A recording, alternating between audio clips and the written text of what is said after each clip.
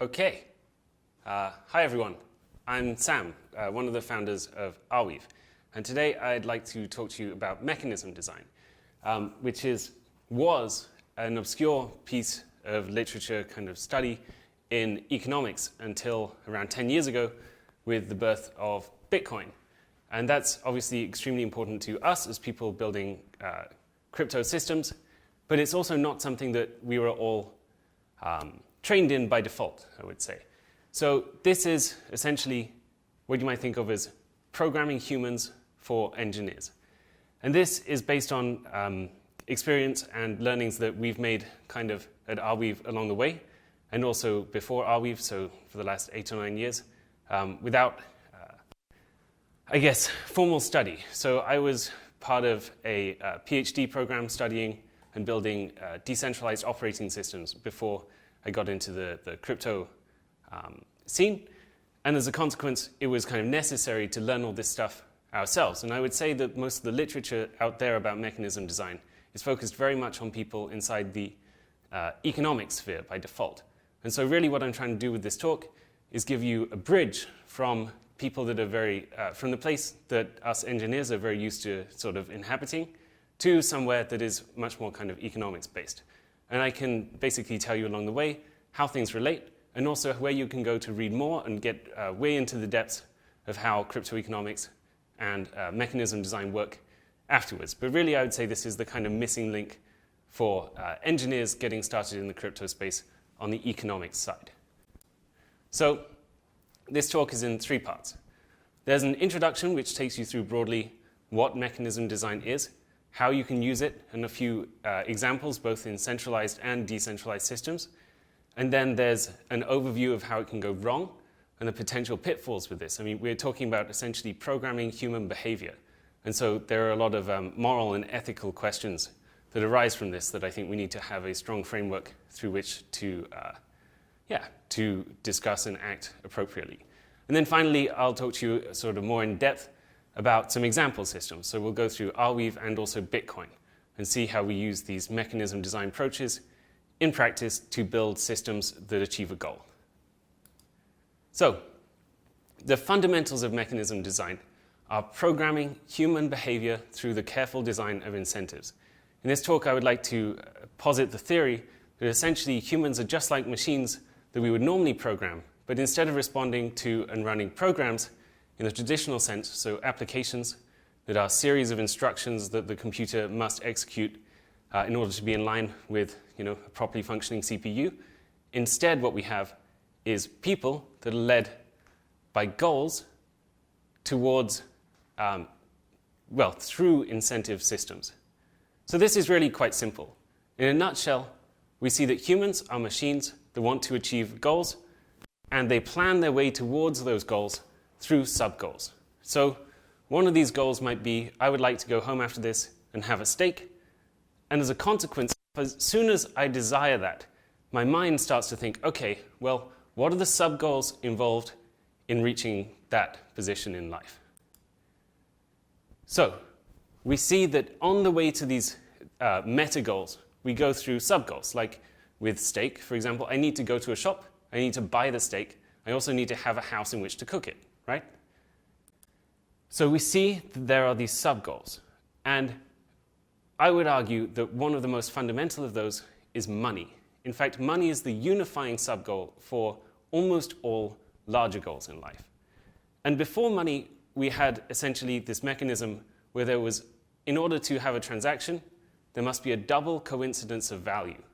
So what that means in practice is that if I want to have a steak, I need to go, and I'm a carpenter, say, I need to go and I need to find someone that wants to buy a table from me that I've made and swap it for some amount of steak. This is obviously a very, very inefficient system. So one of the first mechanism designs that humans made was like, okay, well, what is a global generic sub-goal? And that, we would say, is money. That is, everybody wants money, and as a consequence, we can freely exchange through money for other goods of value. So I'm a carpenter, I can sell a chair to someone, I get money, I can take the money, and I can take it to a butcher, and I can buy some food, and as a consequence, everybody is happy. And this makes economies much more efficient. So from our point of view, we can see, okay, if we can design a mechanism that gives people money as an output, then we can insert ourselves on the chain towards reaching basically any of those goals that those humans want. So it doesn't matter to us whether they want a vegan, meat-free burger or a steak or anything else, or a chair, a house. Doesn't matter, because the sub-goal in common is money. So if we can define a way of giving them money as a result of playing an economic game, then we can essentially push their behavior down the route that we're attempting to define. So this is what we do. We design a mechanism that's output is money, leading to eventually the goal of whatever it is that that individual actually desires. And humans are so attached to this process of see goal, generate sub-goals, execute towards those sub-goals, towards the major goal, that this is an extremely reliable way of pushing behavior in a desirous fashion. So by designing these economic games appropriately, we can push selfish humans, which are essentially humans that are playing what we would call the dominant strategy. So the strategy that is most effective inside the game you've created to exhibit useful behaviors. So this is the entire game. This is programming humans. You get a human, you create a mechanism that's output is typically money, but it can be social reputation. We'll get to that a bit later. But in most cases, it'll be some form of money, which allows them to get towards a goal. And as a byproduct of your mechanism, you have something that you find useful. So, example of this in practice. In my native Berlin, we have a bottle pickup mechanism design run by the government, where basically if you pick up bottles from the street, you can deliver them to drop-off locations, and you'll get around 30 cents per bottle. So this is a way of giving the local population that don't have any other job a job by default. But as well as that, it has this useful social byproduct of creating cleaner streets, and also requires the local government to pay fewer street cleaners and centrally plan less. So one of the I guess, common factors we'll notice when we're looking at mechanism designs in this lecture is that a lot of them really have this amazing attribute that they push to the collective brain of society the question of how to play the game that you've created most effectively. But we'll get to that later. So, doesn't have to be government run. Here is an example of the juicer economy. So when these new scooter startups came around, they basically had this problem where, okay, so at the beginning of the day, we distribute the scooters across the city. We put them in places where they're useful to people, and we make sure they're fully charged. But by the middle of the day, all those scooters, or almost all of those scooters, are in somewhere that's much less useful, and they have half charge. And by the end of the day, it's in complete disarray.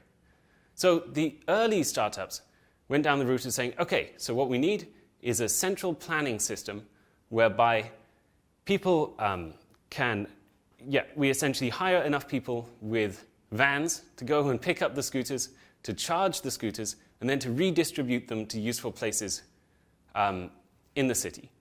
But this is extremely, extremely costly and very ineffective. It's actually another sort of example of the traveling salesman problem, right? You have to work out, how do I go around all of these scooters in the most efficient way to charge them, and then also redistribute them?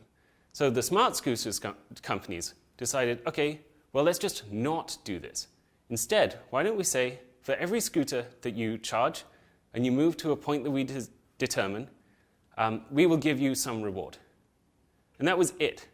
And then they found a way of marketing that opportunity to people. And as a consequence, people just came along and they would pick up the scooters, they would move them to the right place, and they would charge them. And there was no central planning involved, and it's extremely efficient.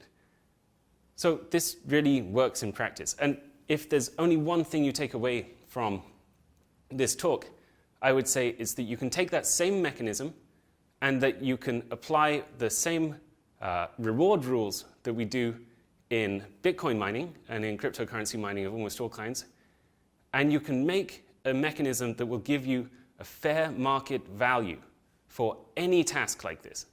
So let's just imagine that I'm Bird, right? I don't know how much I should be paying people up front for this job of distributing the scooters around the city. Like, it's actually quite difficult to determine what an appropriate reward for that would be. So what I do instead is I say, okay, well, I'll start off and I'll say, I will distribute $2,000 per day for people to do this task for me.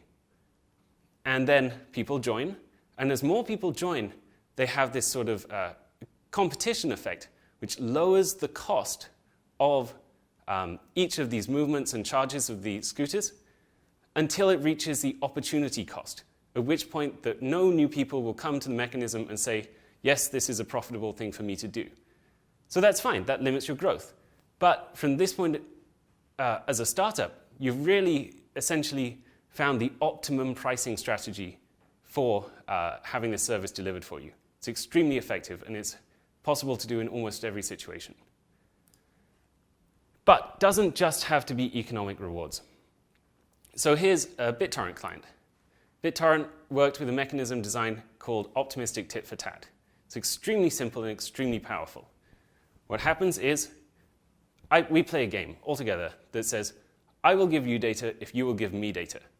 And then occasionally we will give data to each other at random.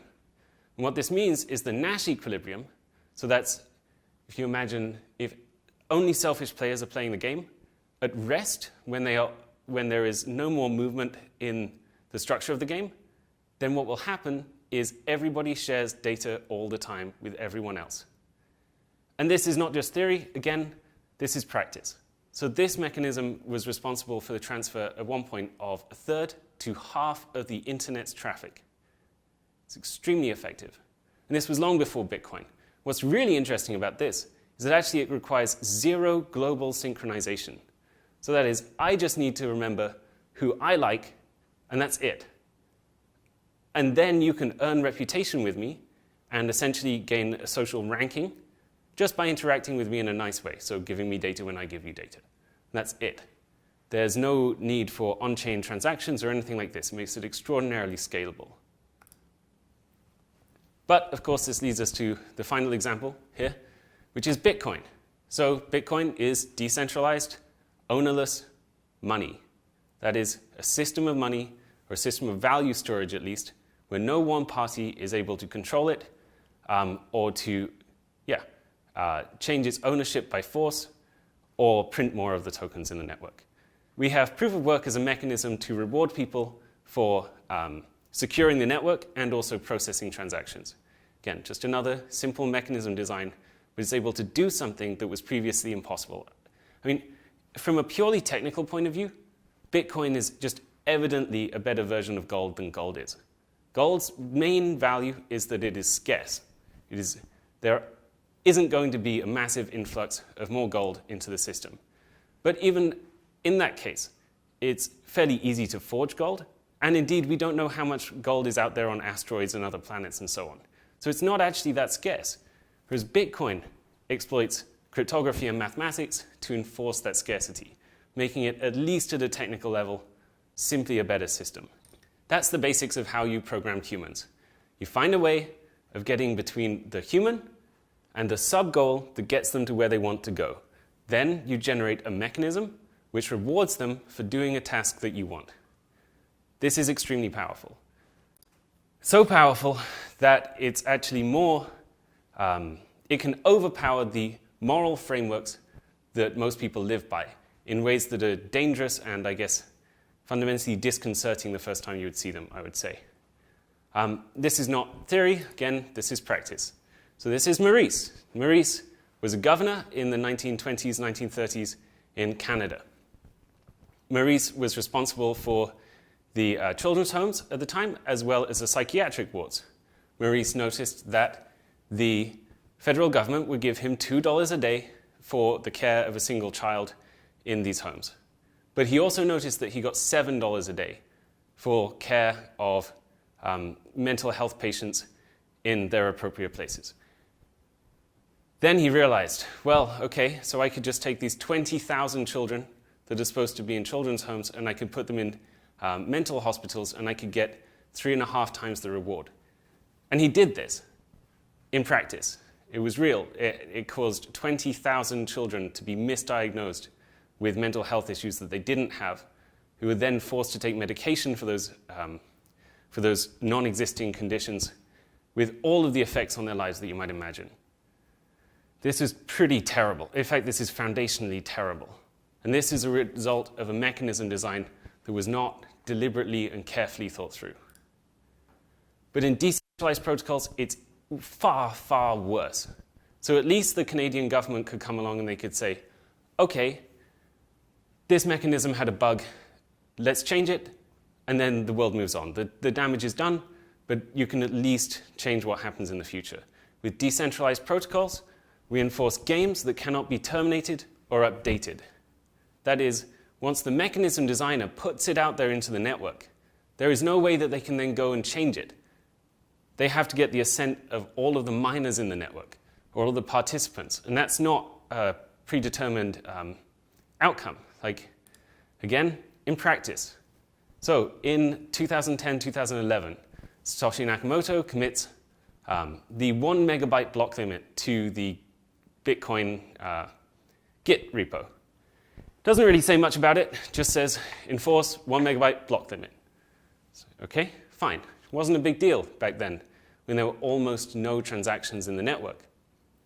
But then fast forward to 2017, when Bitcoin is arguably having its first shot at mass mainstream adoption. And there are thousands of miners out there, and they are highly economically incentivized by the network. Like the mechanism design is really working. It's enforcing scarcity, and it's rewarding people for accepting transactions. Looks great. But then what happens? Well, we start hitting this 1 megabyte limit. And that means that the users of the network have to start bidding for their places in blocks.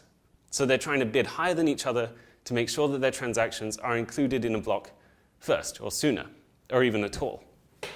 And in the peak of the 2017-2018 cycle, the transaction fee inside Bitcoin got to $30 per transaction. Now, if you're a miner of this network, this is actually great news. You've got 12 of these happening every second. So in the average block time, you're getting pretty significant amount of money relative to the block reward just from these transactions. And so you now have no incentive to change the protocol such that the number of transactions that can be included inside a block increases. Because if people are paying you $30 per transaction now, and they're going to pay you, say, a cent, something like that, when you increase the block size, then you have to have 3,000 times as many transactions in order to get the same reward as a miner. So you simply don't have an incentive to do so. And this one simple error in Bitcoin led to the fragmentation of the community and arguably a missed shot at mainstream adoption. But this is actually the nice side of it. It gets much worse. Okay, Bitcoin uses proof of work. That is, every time we have a block, we guess a random number. This random number is hashed with a challenge that's created around the block, and we see whether it is preceded, the output of this is preceded by a certain number of zeros. So if it's below a certain number, this is how proof of work works. And this simple mechanism is very effective at ensuring that an amount of work goes into producing a computational output. It's extremely simple, it works very well. But of course, it burns enormous amounts of electricity producing very little useful work. Just that we happen to know if you put this and this together, it produces a hash that has a certain number of zeros. It's kind of like a mathematical oddity and nothing more, really. There are many other systems that could have been used. We could at least have put that computation to something valuable, like, I don't know, folding proteins, right? Protein folding has the same structure of very hard to find the right way to fit the three-dimensional shapes together, but once you do find the way to do it, then it's very fast to verify. In the same way that if you so it's hard to find these mathematical oddities, but it's very, very easy to verify them. So you just hash it together, it's a single hash, you compare the value. Just a few operations in x86. So we didn't do this. Instead, we just burned electricity doing nothing. Again, massive, massive incentive design flaw. But I think that this could just be the beginning of how these mistakes go in the future if we're not careful. And that's why I put so much stress in this lecture. I think as an industry, it is our responsibility to make sure that we're doing this in an appropriate and a moral way. In AI safety, one of the key things that we look at is how do you make sure that you're going to be able to turn off a generally artificially intelligent machine if you make one, if it starts to do things that are against human safety and good? Well, the last thing you do is you put it, quite literally perhaps the last thing you do, is you put it inside a decentralized network where humans are selfishly incentivized to keep it running, to keep it powered on. If we do this with an artificially intelligent entity, essentially, that we don't know how to control and that isn't working in our interests, the effects of that could be absolutely enormous. So I would just argue that we should think very carefully before we turn these machines on, and we should make sure that our mechanisms are elegant and morally appropriate. And in fact, there is already a paper out there that studies the Bitcoin blockchain and comes up with some reasonably good arguments that people have already experimented with putting AI inside the Bitcoin blockchain. But I'll leave a reference to that at the end. Okay, so that's how you do it. That's why you should be careful why you do it, or how you do it.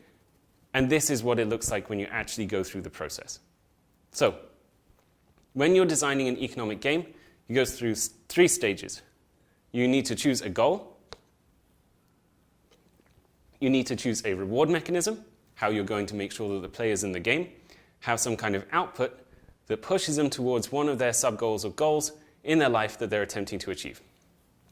And then you need to create a function that apportions that reward to people in a way that will keep them satisfied while also achieving the hopefully pro-social goal that you've set for the network. So let's look at Bitcoin. The goal of Bitcoin's mechanism is to maximize the network security and avoid double spends. One interesting thing about cryptocurrency history is that cryptocurrencies have been around since the early 1990s. They all had this basic structure of some kind of centralized database, and then keys that were held on the person's computer or in whatever device that they were using. And you would essentially sign a transaction, send it to the database, which would update the ownership records of who had how many tokens of which kind. And that would be it. But the problem here, of course, is that this centralized party, the database, could be messed with and no one would really have a record of it. So some of the early advancements were like, okay, well, what if we use hashes to create work chains that showed that actually this couldn't have been altered, or at least couldn't have been altered without the record also being altered. So that's kind of fine. But of course, it's not a fundamental answer to the question. And so then along came Satoshi Nakamoto with the idea of a blockchain in 2009 that says, okay, fine, what if we replicate that database across all the machines in the network, and then we create a mechanism design, so an incentive, a game really, where one of the helpful byproducts is that they're incentivized to accept transactions and to follow a version of truth, follow a version of history in the network, where there aren't 2 transactions that take the same coins and spend them twice. That's the fundamental idea. Okay, so the second thing. Tokens are then distributed relatively to the security contribution of each miner inside the network. This is a pretty simple way of pushing those miners to contribute as much security as they can for the tokens. And if we think back to that example I gave with this generalizable mechanism of mining and how you can use it in centralized startups to just push down the price of a service essentially towards its base level, this is exactly what's happening here. So we're saying, I'm going to give you 12.5 bitcoins, and you just give me as much work as you can to satisfy that 12.5 bitcoins. And then the price of the bitcoin determines how much work is going to go into satisfying that. Choose a reward function to match it. Proof of work, block acceptance, and fork avoidance and recovery.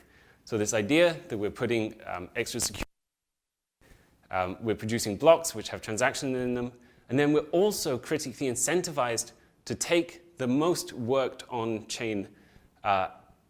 Otherwise, there's essentially this incentive just to ignore everyone else's blocks and only mine your own. And then, of course, everyone in the network is running their own blockchain. And of course, that doesn't hold any value. So it's very important also that the incentives push people to accept each other's blocks.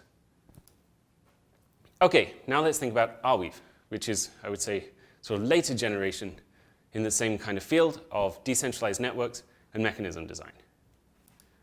So our goal, the thing that we want to get out of this, a pro-social byproduct, is to secure data forever. The idea here is to build the new Library of Alexandria, where everything from documents, PDFs, web pages, applications, really anything can be stored and perpetuated for future generations to come, so that we don't forget what has happened in the past, and we can replicate ideas and essentially memes in the non-cat gift sense, but also those as well, into the future. So the helpful byproduct we're attempting to achieve is the permanent storage of data. What's the reward mechanism going to be? Users contribute funds to an endowment when they add data, and then miners are rewarded from the endowment over time. Seems pretty simple.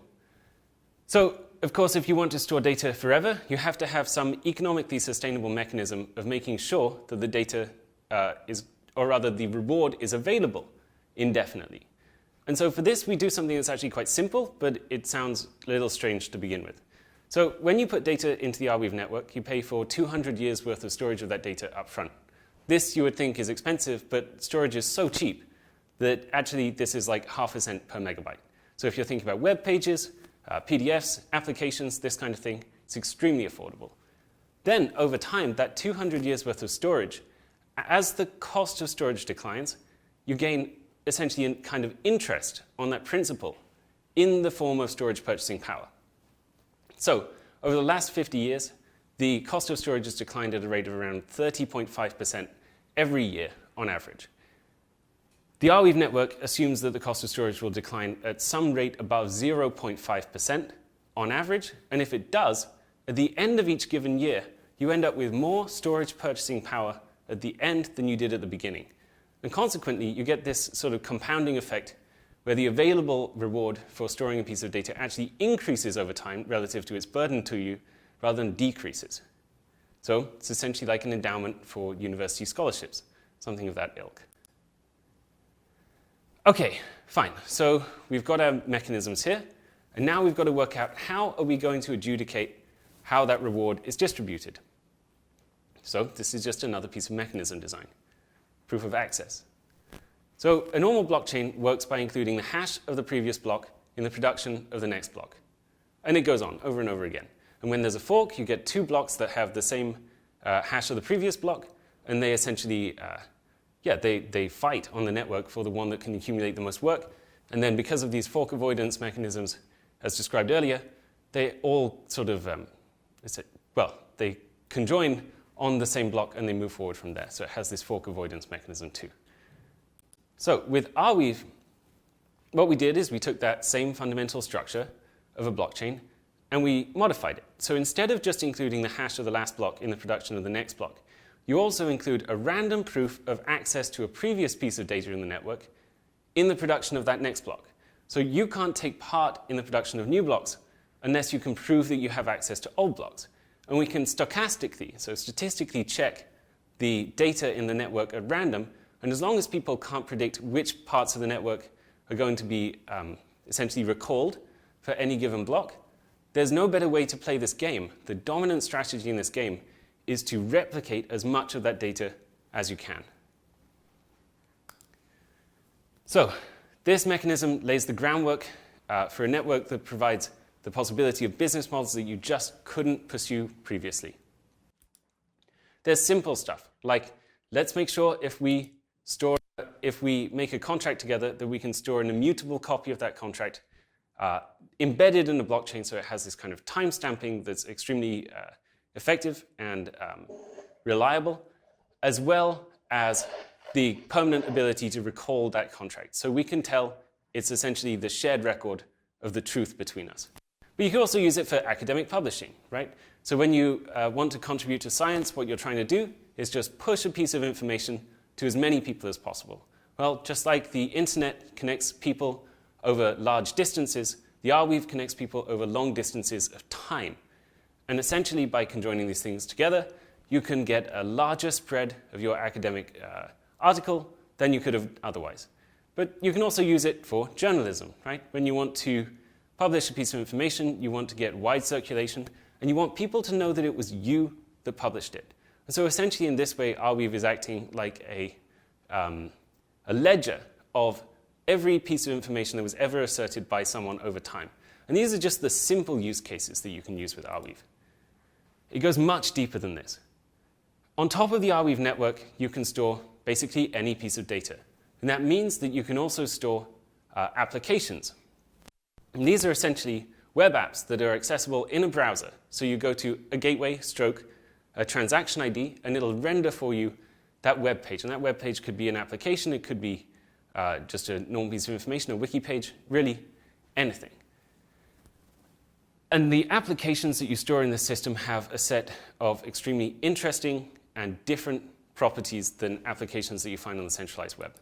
So if you're using a Perma web app, it cannot change.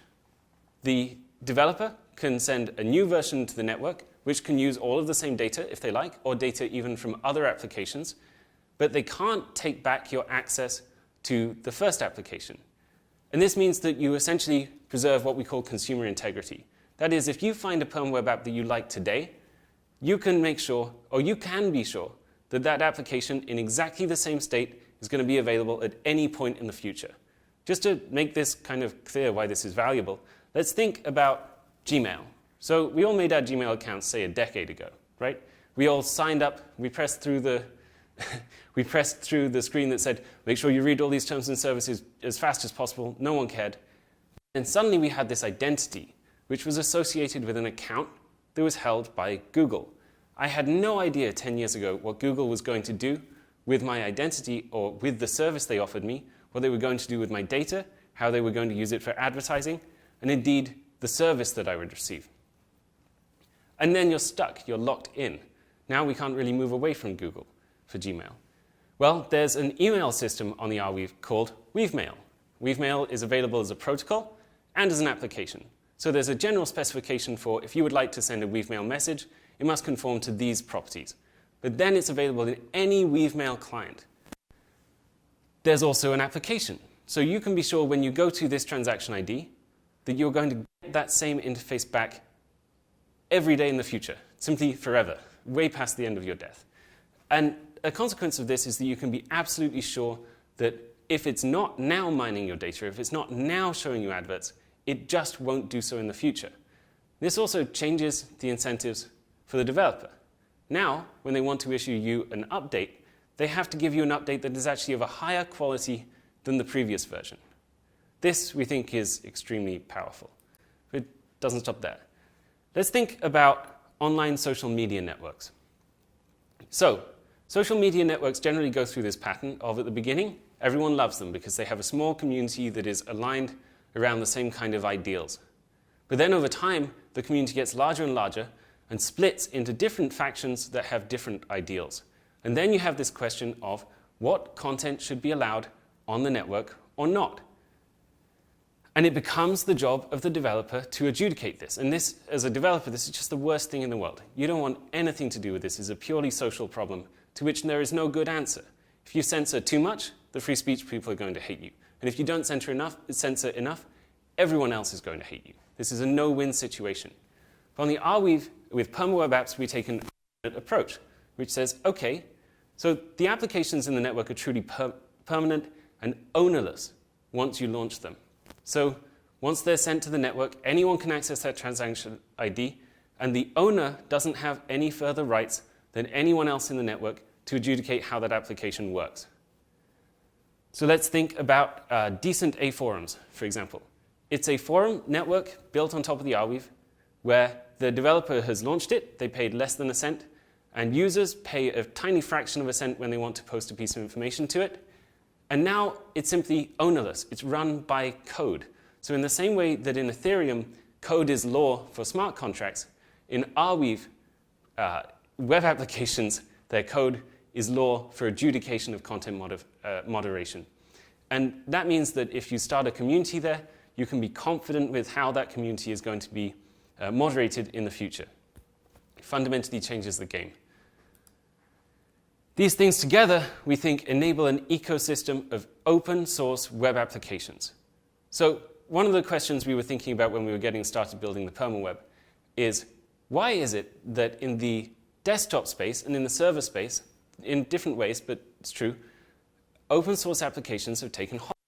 So applications that are built by people that don't necessarily have a clear business objective for doing so have been produced and are used by very large numbers of people. In fact, open source software fundamentally runs the web today with Apache and so on, and Linux, of course.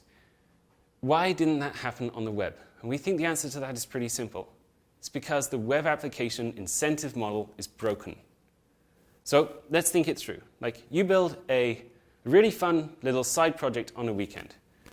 You launch it, you put it on a $7 a month AWS server, everything's great. You put it on Hacker News. Whoa, suddenly you have tens of thousands of people using it. Now your $7 a month server is not enough. Okay, so you're starting to spend $80, $200. You're suddenly realizing that your usage costs are scaling with the number of users. Yet, the users want something that is free. And this gives you one of two difficult options. You either have to take VC funding very early on, or you have to monetize very early on. So VC funding is fine. It's certainly one way of doing it.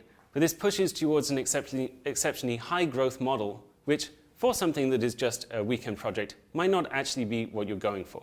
And if you monetize early, you know that this is going to kill growth, and particularly with applications that require network effects to start going, so perhaps social applications, this might remove the possibility of your application being adopted in practice at all.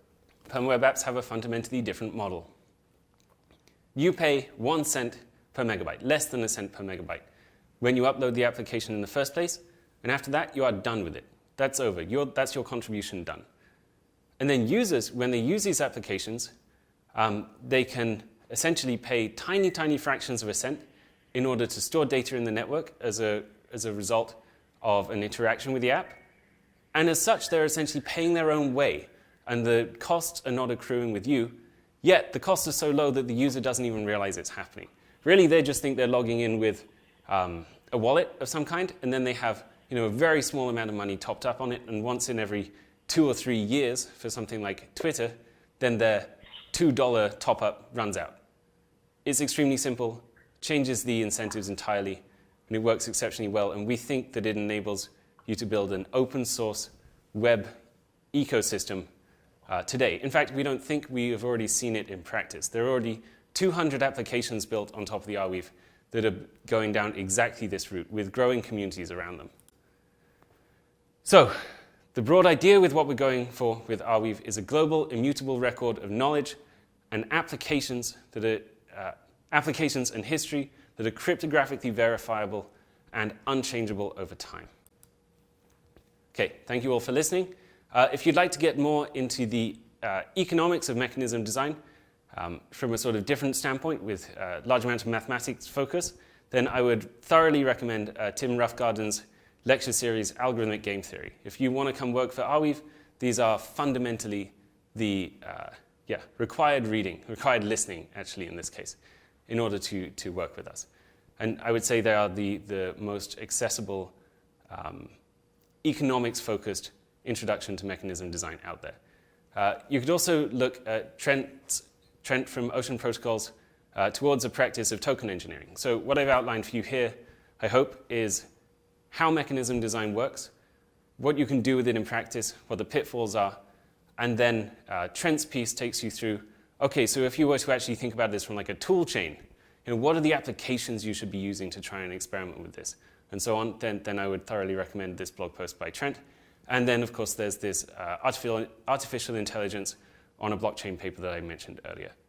Okay, thank you very much. Awesome, thank you, Sam. That was great. I don't know if I can't see you guys right now, but I'm sure people are cheering in the Slack. So we've got a bunch of questions from the audience, and I'm going to sort of moderate them. So you guys feel free to keep them coming in the Slack. But first one is Paul Coggill, sorry. And And his question is, with the advent of AI and modern computing, don't some of the arguments against central planning based on computational throughput go away? Yeah, I mean, that's very interesting. I think there's definitely an argument to be made that essentially what we're doing with modern AI, and perhaps if we get there, artificial general intelligence, is we are centralizing the crowd, right? So if we're trying to make one of these mechanisms that rewards people for using their brains to essentially optimize some problem, yeah, if we can spin up computers that are capable of doing this for us, then definitely, like, yeah, it's just another way of addressing the same thing, right? How computationally efficient those algorithms are right now and will be for the next, say, 50 years is a real question. Like, for AI startups, it seems to be, and I think there was a great A16Z piece on this recently, that AI startups are spending inordinate amounts of money on computation. So it doesn't necessarily have the same scaling mechanics. There's definitely an interesting argument to be made that kind of the wisdom of the crowds could actually just become centralized in computers again. Cool. Okay, so next one is from James, and his question is, people sometimes talk about useful proof of work, but if the work were useful or valuable in some new way, you can imagine people solely paying people to complete this work or doing the work for their own sake, such as GPU rendering or ML model training. Wouldn't this disrupt Bitcoin's mechanism? Doesn't the work need to be useless? So, partially, I mean, well, there's one way of thinking about it that's like that, but another is that as long as access to basically solutions to those problems already, so like a rainbow table, essentially, as long as that access is equal, then no, it still works. The competition mechanism is still functional. But of course, you need that access to the rainbow table to be uniform between people, otherwise you get disuniform rewards. Although you could argue then that there's another way of looking at this that says, well, in that way, you know, there's ununiform access to electricity at certain prices inside the Bitcoin network as it is now. So I think the problem is essentially just another analogy for that. Interesting question, though. All right, next one is from Paulina, and her question is, in the context of coronavirus, how would you build an incentive mechanism for people to stay home instead of travel around? Especially that, one, incentives are most often non-monetary, and two, there's no single party that would be interested to provide those incentives to you. Yeah, that's a very interesting question. I mean, like a basic way is you work out some kind of task where the human has to be in their home, and then you work out, well, yeah, I can't work out what the concrete example of this is, but I can take you through the process of doing it abstractly, right? You work out some kind of task where the human has to be in the home, you work out some way of verifying that that task has actually happened, and then you put some reward mechanism. So maybe like a bunch of DAI that you release to people for submitting proofs that they are in their house or something like this to the Ethereum network. Yeah, interesting question. I think there's another part there, and I actually wanted to edit my slide deck today to add this, but I didn't, about the mechanism design of panic buying. Right? This is fascinating. So mechanism designs are not actually always just designed. Mechanisms can be emergent, and this is one of those, which is essentially that if you're going to panic buy, then I should also panic buy. And in fact, I should front run your panic buying. I should make sure that I'm buying before you are. And if you think about this in practice, this is recursive all the way back. So there are extremely dangerous mechanisms at play in pandemics. Same with this question of masks. And this is particularly interesting to us at Arweave because we're kind of fascinated by information availability over time. So there is evidence to say that at least a medical mask is better than zero, right? You are better off wearing one. But in society, we are all much, much better off if our medical professionals are wearing masks.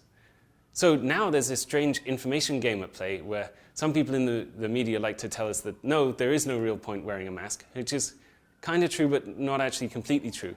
But it is in the best interest of everybody if we believe that to be the case. regardless of whether it's true or not. So yeah, there's a lot of interesting mechanism design that goes on in pandemics, or at least mechanisms, not so much design.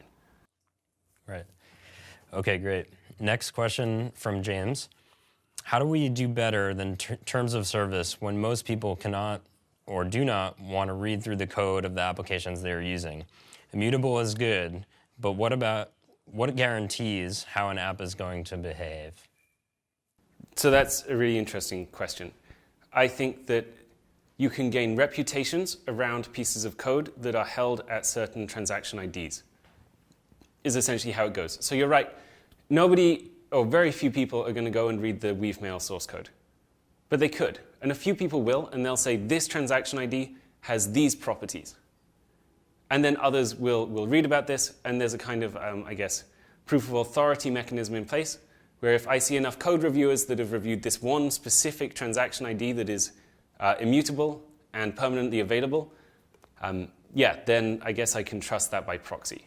That, I think, is the way that we do this. It's fundamentally different, though, from the terms of service approach, where almost nobody is reading them, and they're changing all of the time as well. So that, I think, is where the core differentiator comes. Right. Okay, another one from Paul. What are the best practices for determining the potential pathologies of a given mechanism ahead of time? For example, using a tool like Gauntlet, or deploy early and iterate based on how it ends up being used. How can you take into account behavioral economics in addition to just game theory? Yeah, this is interesting. People are starting to build toolkits now that are trying to work this out. Like CAD is an example of this, which is pretty good. And Trent McGonigal goes into much more detail about this in the blog post that I pointed to. So that's something, but I would say there's a lot of work that needs to be done in this area. Like, if we're being sensible about it, we need to get our AI to try and essentially work out the dominant strategies given a mechanism. And if that AI is smart enough, then that could be really valuable to us. But what I've seen at the moment, the limit here is like, we'll just try the Bitcoin mining dominant strategy, or we'll try the Ethereum mining dominant strategy inside whatever game we're presented with, which is extremely dangerous. Because just like we saw with the example of Maurice, right? The Canadian government didn't realize that they were building a game that was fundamentally different to ones that they'd used before, right? So they'd had this, we will give people X for doing, looking after a person for some time. This had been in place for a very long time. It was when they added another one that actually the perverse incentive arose by the presence of those two games in the same space. And if they would have used one of these systems that said, well, just apply the dominant strategy from some other known game inside this new game, they would never have picked that up. So unfortunately, the answer is the abstractions are very messy for this, and we don't have good tooling for working out how to do this in practice. But hopefully it'll get better, and at least people are working on it now. Next one is from Nori, and the question is, for Arweave, how come you don't have a delete function? Seems like you could do something where the owner could choose to delete something and perhaps the owner could be refunded half their endowment. This wouldn't take away anything from the uncensorable nature of the network, since only the owner could choose to delete it. No, it definitely would. I mean, then you get a $5 wrench, right? And you force me to delete it, or you find my computer and you delete it for me. No, it fundamentally changes the mechanism in practice. I mean, that we could go down, there's a very interesting rabbit hole there. There's also computational issues that arise from holding that kind of state. But in general, I would just say, yeah, $5 wrench is the problem there. What, can you unpack the $5 rent problem? Sorry, of course, right. I think this came from an XKCD comic. And basically it goes something along the lines of some person is boasting about how strong their encryption is, and then some other person comes along with a $5 wrench and threatens to hit them with it, and now suddenly your amazing encryption is 0. Got it.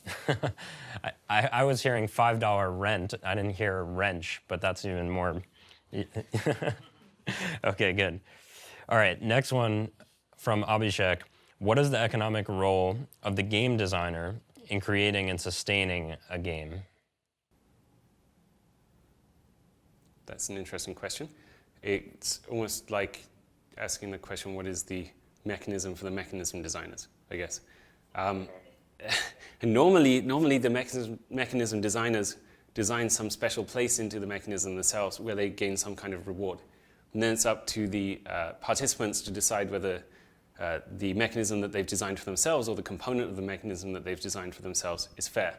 And of course, at the moment, we see this constant battle in the crypto space with like founding teams that are all like, oh yeah, no, we should bake ourselves into the protocol as receiving a reward for maintaining a version of a client for the network, which I personally think is fundamentally a terrible idea, because the reason protocols are cool is because they have decentralized clients, right? The single application is not the protocol. They're very different things. And you kill that completely if you just give one group all of the reward for doing that. And we see it playing out all over the place that this is just a very bad route to go down. Can tear communities apart. Okay, so next one from Sarah. What is the difference between designing reward mechanism versus the reward function? They seem very similar. Yeah, they are conceptually related. One is like, what am I going to give you? And the other is, how am I going to give it to you? How am I going to adjudicate which bit of the thing are you going to get? But often they come pretty sandwiched together, that's true. All right, I think this is going to be the last one, and it's from the Cybercode twins. I do wonder, how is the GDPR friendly given the own your own data movement? Who owns the data if it's immutable on the chain? That's a fascinating question, to which I am not actually the best person to speak to. I mean, it's the same question as like, okay, so I put a tweet out onto Twitter, and then lots and lots of bots have accessed that tweet. Do you really own it? Do you own all of the copies of that tweet? It's not clear. But in the case of Arweave, GDPR is actually very simple. So you would be surprised, but it's actually better than the centralized web. That's because you can just tell me, okay, everyone, here's a transaction ID. I would like you to delete it. I'm this person. I own that transaction. And here's why I would like you to delete it. Then it's up to the miners to decide whether they do so or not. But of course, if those miners are in a GDPR-compliant country, they will delete it. So one of the things about the Arweave network is that it permanently embeds an incentive to recall a piece of data. It does not enforce any individual person to store that piece of data. So then it's just up to what each participant in the network deems is a reasonable way to act. And it's in the same way as if all of those miners are tiny instances of AWS. Like, they are all data hosts, and as a consequence, they are essentially just as responsible as AWS or Google should be. So it's up to them to make the mechanisms, but we give them the underlying tools that they need to communicate that people want things deleted, they want their access rights changed, so that they can deal with this. And the same for illicit content on the network. So that's what I would say to that one, I guess. Oh, and the final thing is, we don't think that every single piece of information in the world should be public and permanent. It's very clear that they shouldn't. But we would say that the information that should be permanently stored is very poorly served by the available data storage mechanisms outside of Arweave. And that's where we fit in, essentially. Great. Okay, thank you so much, Sam. Of course.